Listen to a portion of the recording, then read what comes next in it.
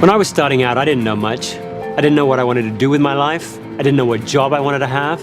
I didn't even know how I was going to pay the bills. But one thing I was sure of was that I was different than my brother and my sister. I had an elder brother and a younger sister, and looking at them, I knew I could never be like them. I knew I could never excel at math and science like my brother did. I knew I could never have the same kind of physical self-discipline that my sister had and used to become a ballet dancer. Instead, I knew that I had different strengths, different talents. And although I was confused about a whole lot of stuff, I was just sure that the world was going to wait for me until one day I would pop out of school and get to make my unique mark on the world. And I bet you feel that way. I mean, think back to when you were in school. You knew that in school there were certain subjects that you were drawn to, certain subjects that just grabbed your attention and wouldn't let it go, certain classes where time whipped by and before you even knew it, the bell had rung and, although you wouldn't have admitted it, you kind of wanted the class to happen all over again. And if you didn't like school, then maybe there were certain situations you were drawn to, or certain people you wanted to be around, or certain times when you just knew you were at your best. And you wouldn't call those strengths, not yet anyway, but even back then you knew you had something. You knew you had something special. And now you're holding out hope that your life, your work, your job is going to give you a chance to show everyone what that special thing is. And I've studied over the years thousands of successful people, and if you look at the world through their eyes, work can be a great place. It can be a place where you have a chance to be challenged in just the way that you like to be challenged. It can be a place where people recognize you for what you do well and then push you to get better at it. It can be a place where you get to make the kind of difference that only you can make. But I've learned something else. I've learned that only 2 out of 10 people actually get a chance to have a life like that. I've learned that only 2 out of 10 people get to play to their strengths at work most of the time. Now, the most successful people do, but only 2 out of 10 people get to experience that success. And the needle isn't moving. I do hundreds of these speeches every year to executives, and I tell them a message. I tell them how to figure out their strengths and put them to work, and they hear it, and they believe it, and they want to do it, but it's almost like they're too far down the road to do anything about it. They've got mortgages to pay, and they've got bills to think about, and they've got a growing family, and they've got a career, and they've got promotions, and it's almost like life has pushed them too far down the road now they don't feel like they can make a choice. Well, you'll find that.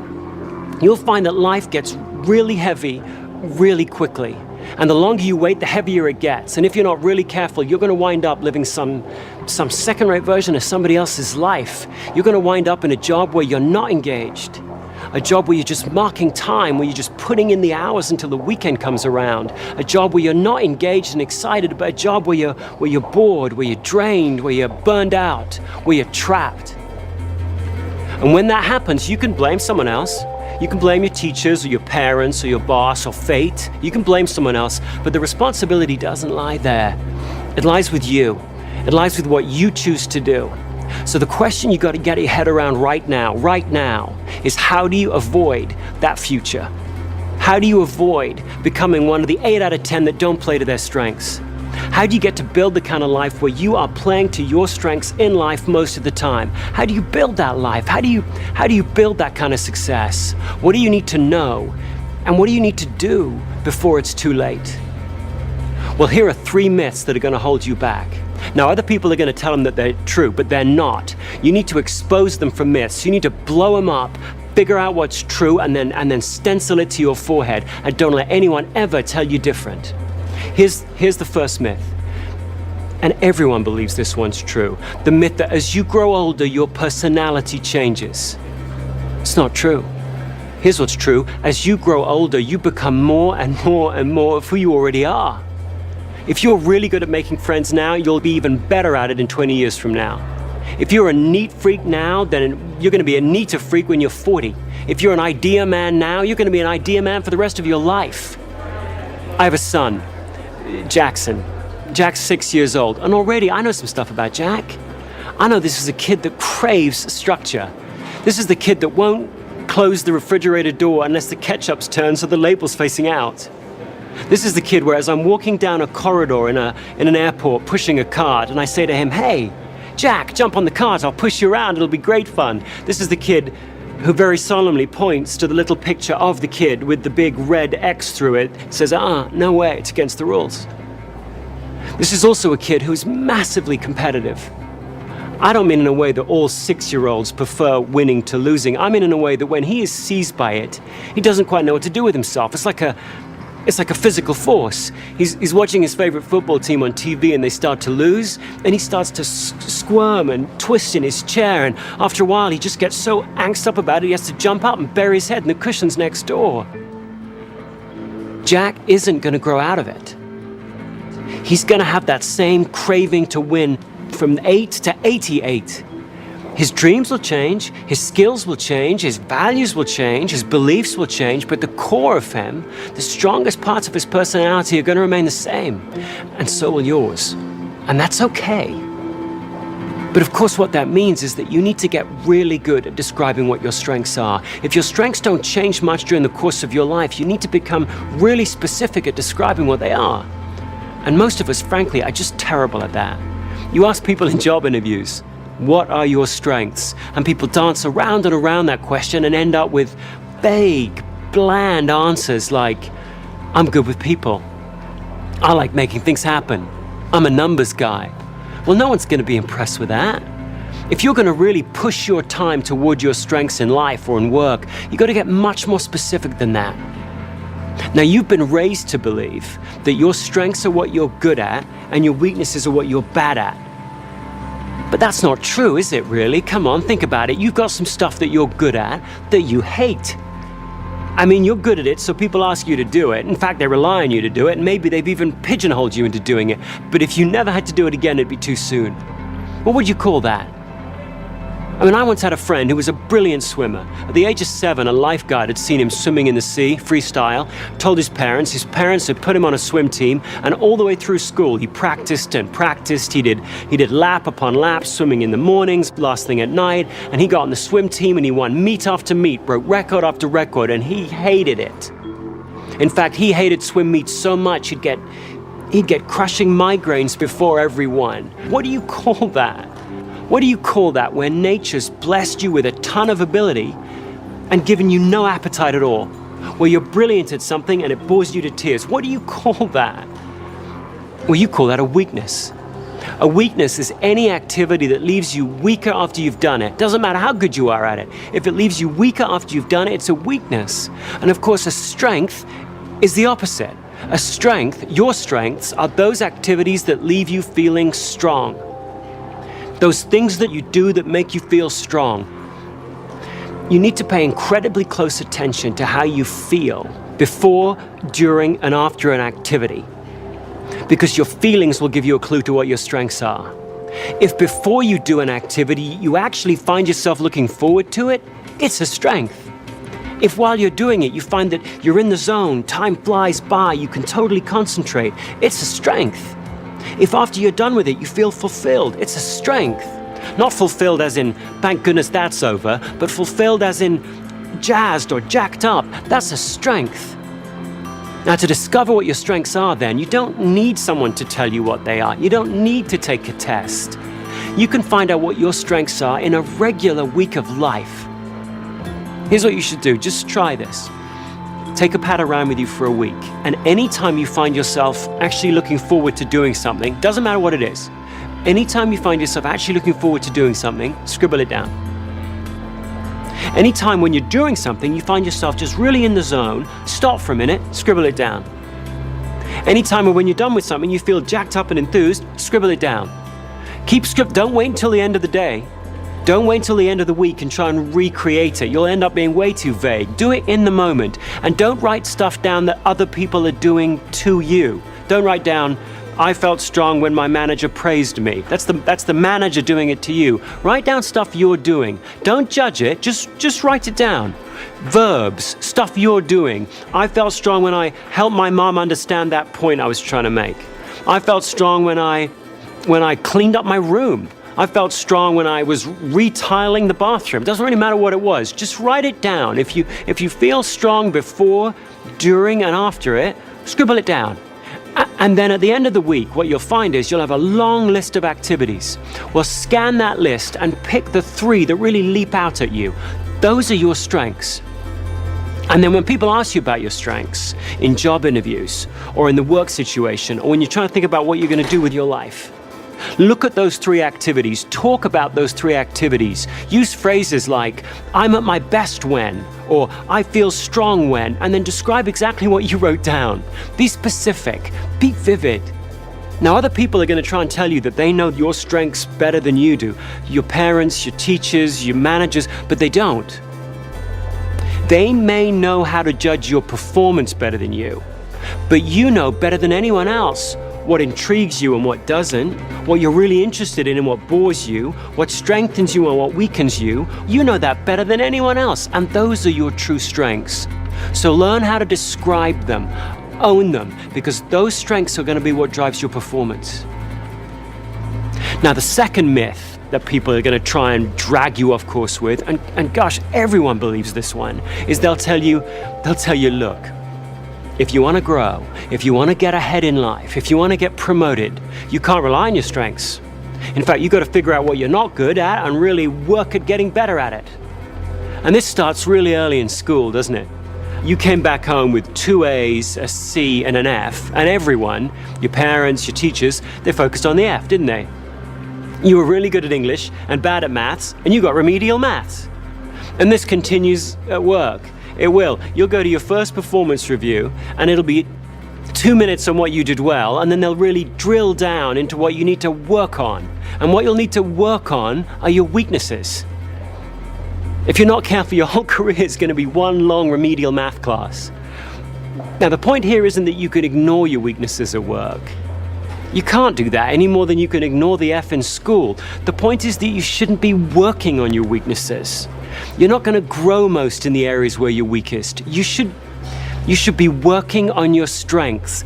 That's one of the truths that's so important for you to remember. You're going to grow most, learn the most, develop the most, be challenged the most, bounce back fastest when you're working on your strengths. If you want to know a truth, know this one. Always be working on your strengths. If you want to succeed in life, you've got to deliberately push your time toward where you have some unfair advantage over everybody else. That means each week, you ought to have a strong, weak plan. Each week, you got to have a strong, weak plan. That's not complicated. That just means that each week, you're going to have 2 things, just 2 things you're going to do each week to push your time toward your strengths and away from your weaknesses. Just 2 things you're going to do every week for the rest of your life. Think about the most successful people you know. Just for a minute, just think about the most effective people you know. Just get them in mind. Just visualize them.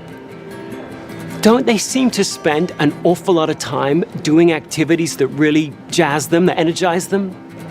And you look at them and you go, you lucky devil. You lucky devil. How'd you find a job like that? How'd you find a life like that? How'd you find a job that fit you so perfectly? But of course, they didn't find it, did they? They built it. Each week, every week, they deliberately pushed their time toward those things that energized them and away from those that didn't. Each week, they pushed and pushed until gradually they tilted the floor until the best of their job became most of their job. Well, you should do the same. Each week, volunteer your strengths to your team in some way. Each week, show your team how your strengths can help the team achieve its goals. Each week, deliberately learn some new skill, some new technique, some new trick that will help you put your strengths to work. And then slowly, gradually, each week, you'll rewrite your job description under your boss's nose, and he'll or she'll love you for it. Because then you'll win. Now, some people will tell you not to do that. They'll say, look, the team needs more from you than just playing to your strengths. You can't just play to your strengths, they'll say. The team needs you to put your strengths aside and do whatever it takes to help the team. There's no I in team, they'll tell you. They're wrong. That's actually the last myth that might be holding you back. The myth that the best teams have a bunch of well-rounded people all playing every role equally well. Well, they aren't like that, are they? You look at the best teams. You think about the best teams. They're not made up of a bunch of people all playing every role. They're made up of a bunch of people who have figured out what their strengths are, and they've surrounded themselves with people who are strong where they're weak. So the team has become well-rounded precisely because each individual in it isn't. Well, if you want to become a great team player, you've got to do the same. You've got to partner with people who are strong where you're weak. The point of being a great team player is not to put up with all the stuff that weakens you. The point of being a great team player is to partner up with people who are different from you.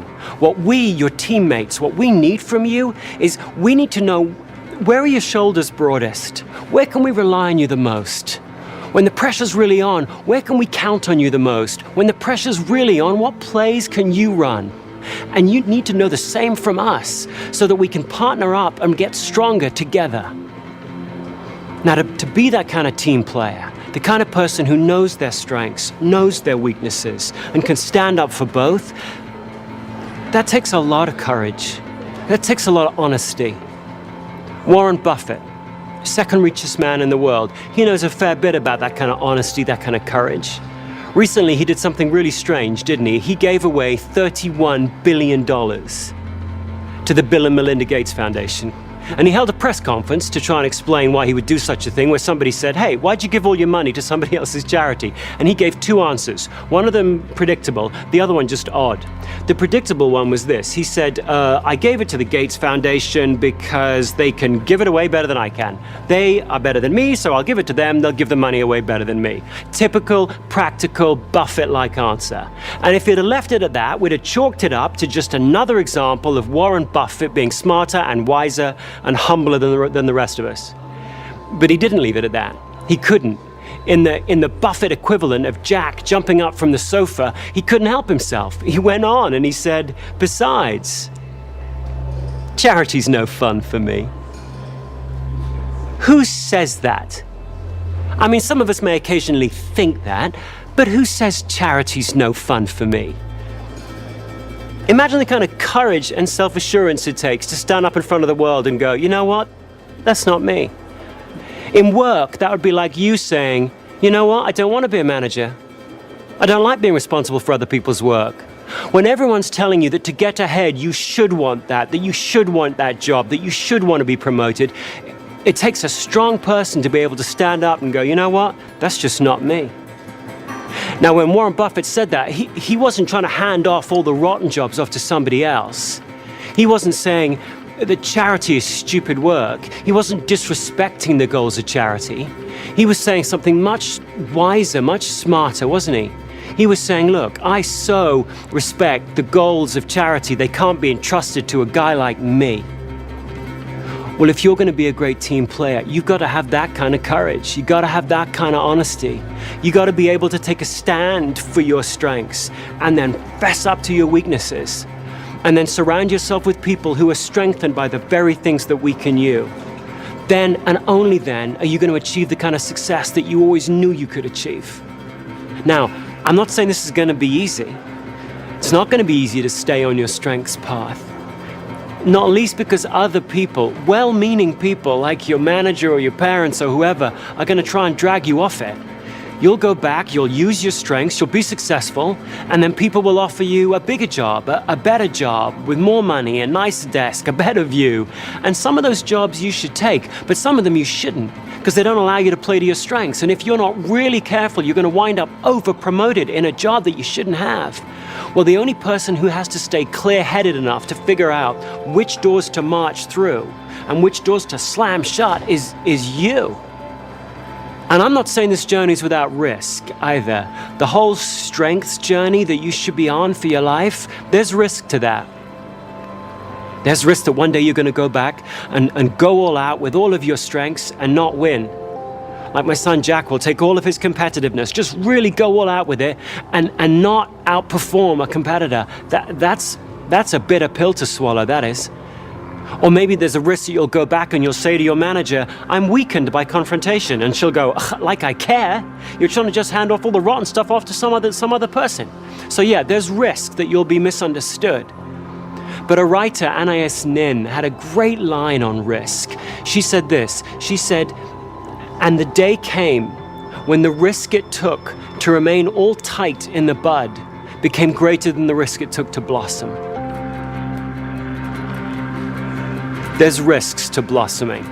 There's risks to betting your life, your career, your success, your satisfaction on your strengths. But you know that from this day forward, the risks of not doing so are far greater. Because here's what I know. One, I know you have strengths. Whatever you think about in terms of your strengths and weaknesses, there are certain activities that make you feel strong. You have strengths. Two, I know that no one's got quite the same configuration, quite the same pattern of strengths and weaknesses as you do. The least interesting thing about you is your race, your sex, your age, your nationality. All the really interesting, unique things about you are beneath the surface, and no one's got quite the same strengths and weaknesses as you. Third, I believe that you'll be your most creative, most effective, most productive, most resilient when you figure out how to play to your strengths most of the time. And last, I believe that everyone will win when you do. You'll win, your company will win, your friends will win, your family will win, the world will win, everyone will win when you do. That's what I believe. But it doesn't matter what I believe. In the end, it matters only what you believe. So let tomorrow be a different day than today was. Let tomorrow be a stronger day than today was. By which I simply mean let tomorrow begin with you looking in the mirror and saying to yourself, what are my strengths and how can I contribute them today? And then let every day after that start the same way. Because you've always known what your strengths are. You've always known what was inside of you. So trust them, be proud of them, and go out and make your mark.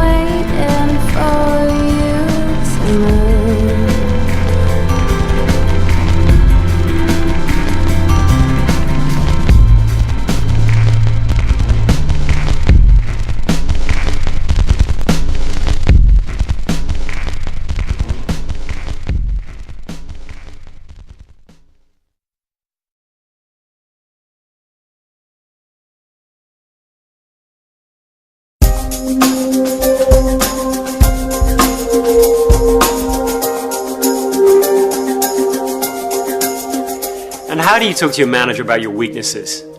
I mean, in most working places that I've been into, you're not supposed to have any weaknesses. By the time you get to any level of responsibility at all, you're supposed to be well nigh perfect. I mean, imagine walking into your manager's office and going, I don't have a strategic bone in my body. No, just strategy, surgically removed at birth for me. I can ask lots of what-if questions, I just don't have any answers. Or how about walking in and going, no, I'm just not a visionary. Can't see anything beyond around what's the next corner. Sorry, functionally blind beyond that area. I mean, who says that? Who says that? It sounds like you're like a First World War soldier going up to your captain and saying, I'm not really a go up over the trench kind of a soldier. I'm more of a stay at home, clean up the trench. You guys go up over the trench, I'll come back, it'll be spotless. I mean, come on. Who says that these days? And yet you've got to have the conversations. You've got to be able to talk to your manager about what weakens you. If for no other reason, then he or she's got to figure out how to cast you in the right roles. If you're going to manage around your weaknesses, you've got to talk to someone about it. You've got to talk to your manager about it. How do you do that? Well, here are two suggestions. First, don't say, this is a weakness of mine. Say, this is where my productivity is going to be lowest. In this area here, with this activity here, you're going to see less persistence from me, less creativity from me, less resilience from me. I'm not saying that to whinge, I'm just saying that to tell you. Second, have a couple of things that you think that you can do about it. If you're weakened by long meetings, say, and I figured out, here's a really nifty way to shorten this meeting up, what do you think? If you're weakened by doing the PowerPoint presentations and you're drained by it, have a solution or a suggestion as to who might come in and do that with you, or something, some action that can be taken, so that you don't come across as someone walking in and whining all over your manager as though he or she should jump to it and try and make your world perfect. Your manager's job isn't to make your world perfect. Your manager's job is to drive performance with you. But to do that, they will need to have you take the responsibility for coming in and saying, hey, in these activities over here, these are where I am least productive, least effective, least creative. So long as you can phrase it that way, and so long as you can come up with a couple of things you think you can do right now to mitigate it, that's going to be a much more productive conversation. Try it.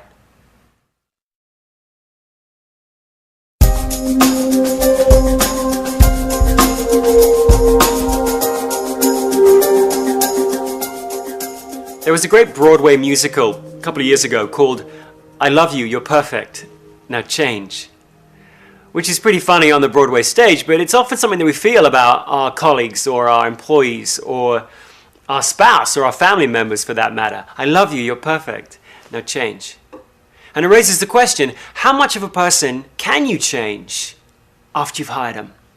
How much of a person can you change when you're working with them? Which parts of you are changeable over the course of your life, and which parts aren't? That's knowable.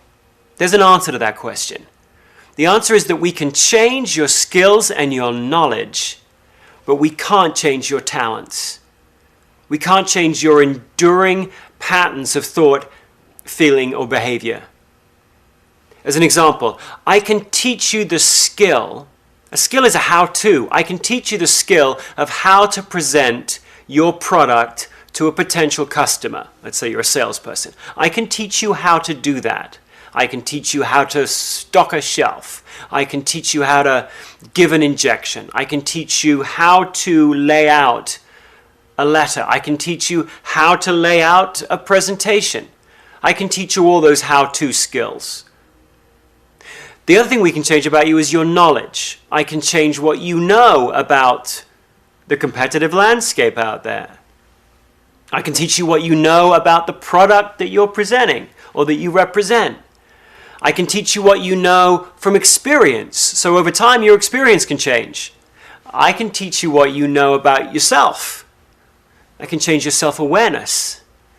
And I can change your values, which are part of knowledge. It's part of what you think to be important, what you know to be valuable in life. Clearly, over the course of your life, your values change. Your values at 15, what you think is totally important at 15 is not the same as what you think is totally important as 85.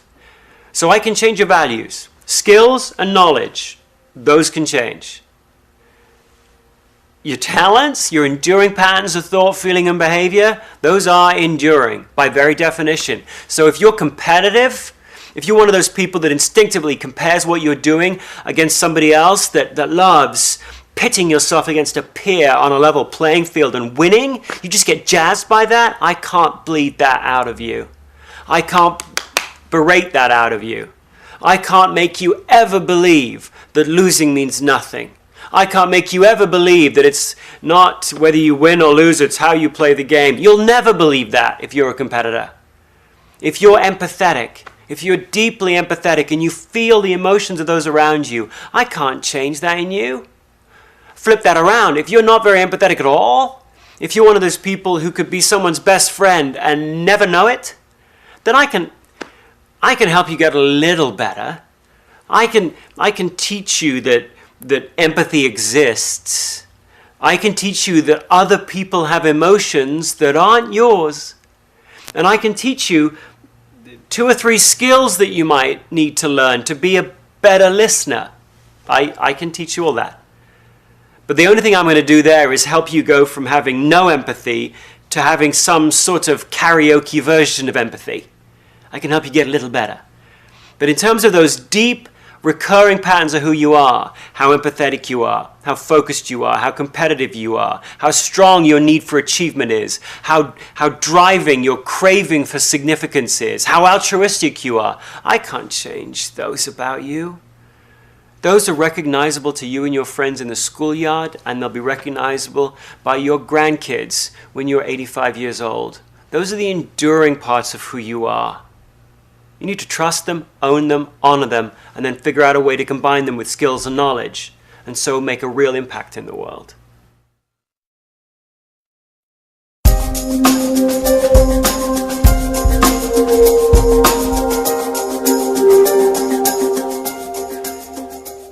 People often ask, where do passions fit into strengths?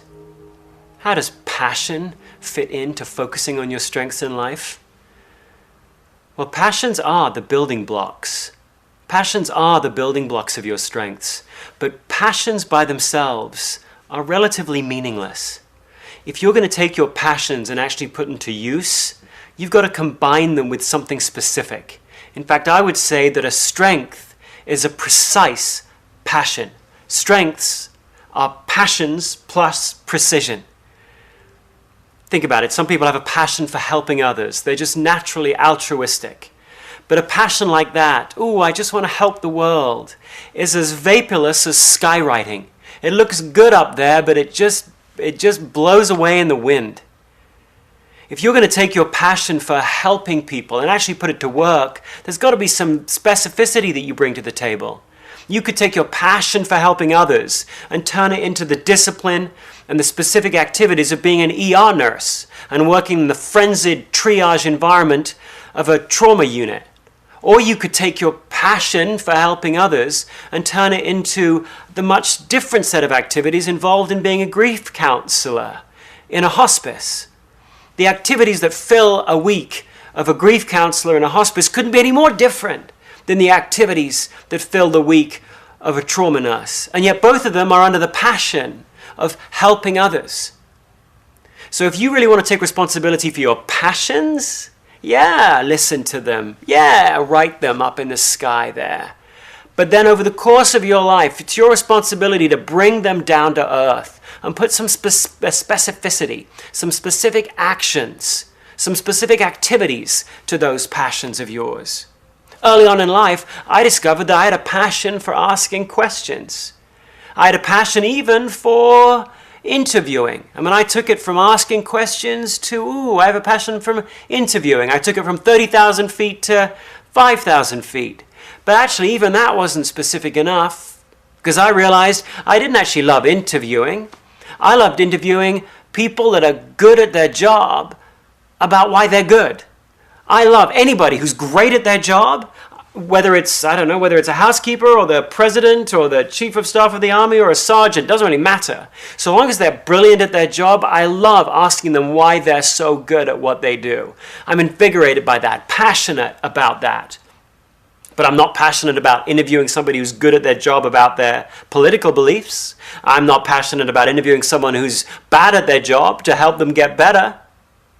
Sometimes I wish I were. Sometimes I wish I was passionate about helping someone who was struggling at their job to improve. But for no good reason that I can see, I'm not really.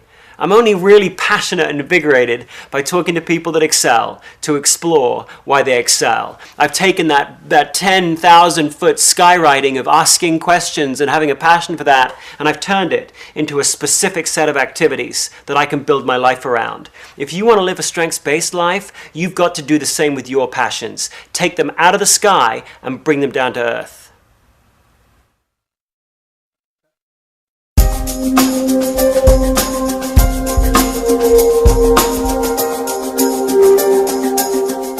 I once worked with this guy that just bugged me.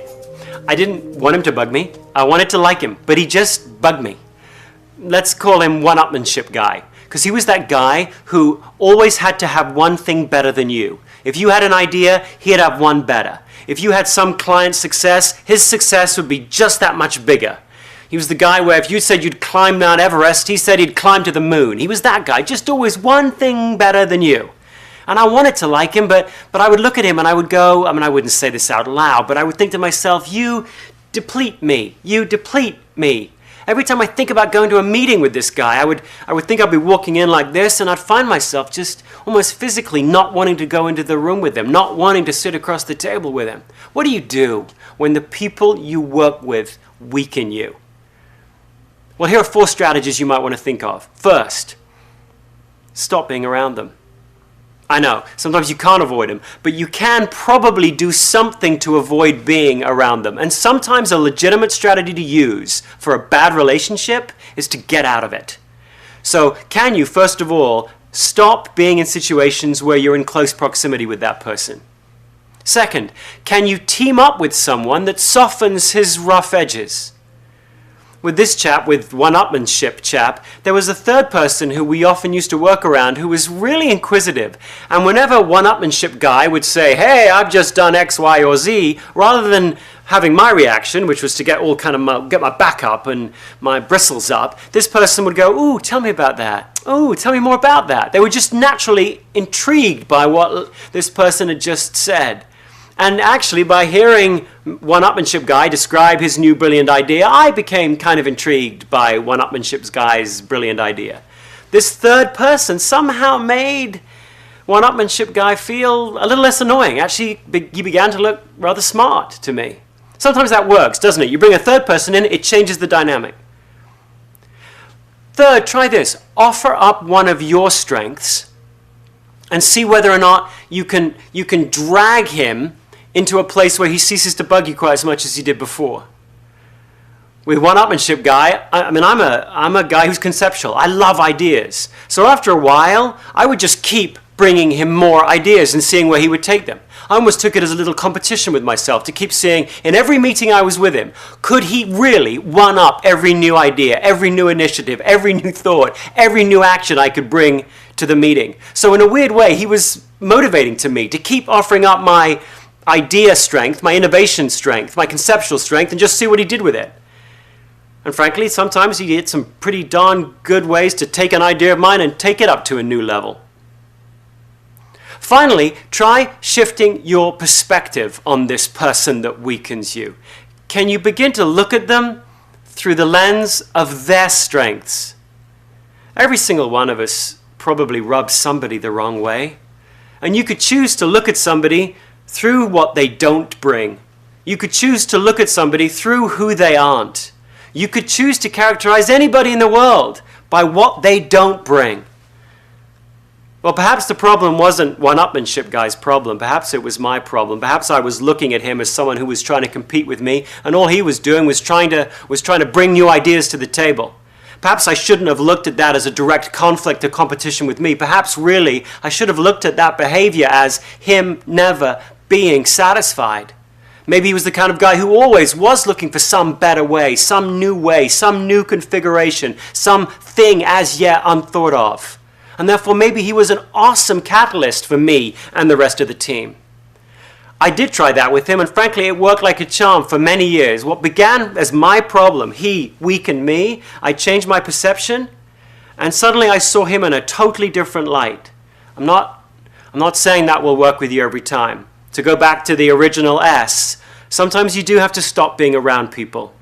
But there are other strategies you can try before you just opt out of the relationship and blame the other person.